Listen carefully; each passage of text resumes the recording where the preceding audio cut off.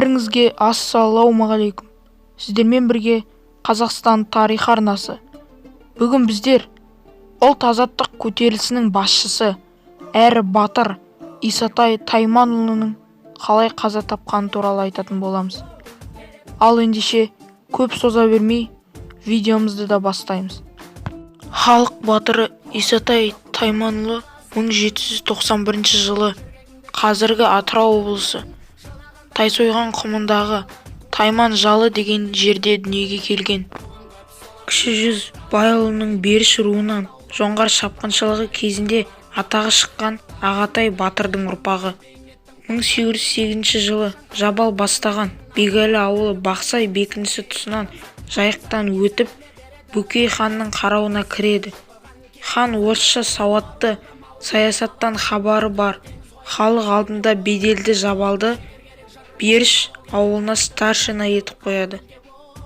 Жабал қайтыс болғаннан кейін оның орнына старшина етіп Исатай Тайманұлын қоюды сұрап, хан Бөкей 1812 жылы 12 наурызда Орынбордағы шекара комиссиясына ұсыныс жасайды. Шекара комиссиясы 1813 жылғы қараша айында Бөкей ханның ұсынысын қуаттап, құжаттарды әскери губернаторға жібереді. Генерал-губернатор Волконский 1814 жылы 12 қарашада Исатайды старшиналыққа бекіту туралы құжатқа қол қояды. Хан Бөкей Исатайдың басқаруына Каспий теңізінің солтүстік жағалауындағы Қарақамыс, Күйгін, Көлденең, Бейсары, Кемелі аралдарын береді. Осылайша жасынан алымды сөзге шешен, бірбеткей, өжет, қара қылды қаражатқын әділ Исатай 21 жасында Беріш руының старшинасы болып ел басқарады. Ордаға беделді адамдардың біріне айналады.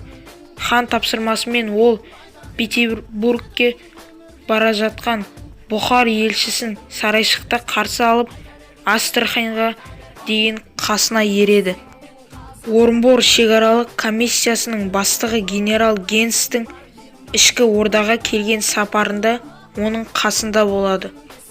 Алайда жаста болса, бас болған Исатайды көре алмаушылар көбейе түседі. Солардың жапқан жаласына Исатай Тайманұлы 1818 жылы Сарайшық түрмесіне қамалады. Беріштің биі 100 батыр 20 000 сом ақша беріп, оны түрмеден босатып алады. Ішкі ордадағы қара халықтың мұң-мұқтажын қорғап, сұлтандар мен билердің әділетсіздігін, зорлық-зомбылығын әшкерелейтіндігін деп жүріп, Исатай 1824 жылы тағы да тұтқындалып Орынбор түрмесіне жабылады. Бірақ оған тағылған кінәлар дәлелденбей, ол босатылады.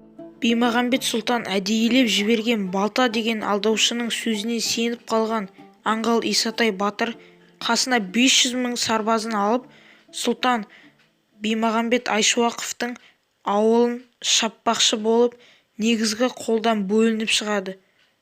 Жазалаушы әскерлердің келіп жеткендігінен бейхабар Исатайлар тобы 1838 жылғы 12 шілде күні Ақбұлақ өзенінің жағасында Геке мен Баймағамбет сұлтанның біріккен әскерінің үстінен шығады. Әскер күші жағынан тең емес шайқаста Исатай батыр бастаған көтерілісшілер асқан ерлік көрсетеді. Алайда мұнда да Тастөбедегідей сияқты ұрыс тағдырын зеңбіректер шешеді. Зеңбірек оғы түскен жерлерінен атты сарбаздар бытырай қашады. Исатайдың атына да оқ тиіп, ол казактармен жаяу шайқасады. Махамбет пен Үбі Исатайға өз аттарын бергісі келсе де, ат артына мінгесіп, елге күлкі болғанынан өлгенім артық. Одан да балдарымды сақтаңдар, өздерін қашып құтылыңдар деп, оларды ілгері жібереді. Ақбұлақ өзенінің жағасындағы кескілескен шайқаста Исатай батыр да оның 16 жасар ұлы Оспан да қаза табады. Осы шайқастың басы қасында болған Исатайдың 14 жасар ұлы Досмағамбет астындағы атының жүйріктігі арқасында Махамбетпен бірге жау қолына түспей құтылып кетеді. Исатай абайсызда қанжарын түсіріп алады. Орыс казак әскерлері басы сол қанжармен Исатайдың басын шауып өлтіреді. Оны қанағат етпей оған 2 оқ атады. Исатай батыр 12 шілде күні қапылыста қаза тапқаннан кейін көтеріліс одан әрі дамый, сарбаздар жан-жаққа бытырап кетеді. Есімов жазалаудан қорқып Хиуаға қашады. Осымен видеомыз да аяқталып қалды.